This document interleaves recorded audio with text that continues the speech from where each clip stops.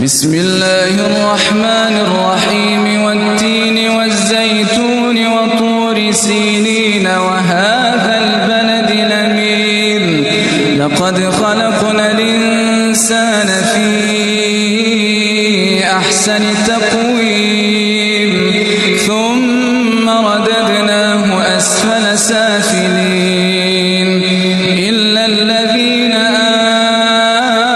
آمنوا وعملوا الصالحات فلهم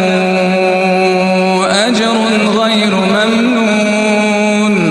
فما يكذبك بعد بالدين أليس الله بأحكم الحاكمين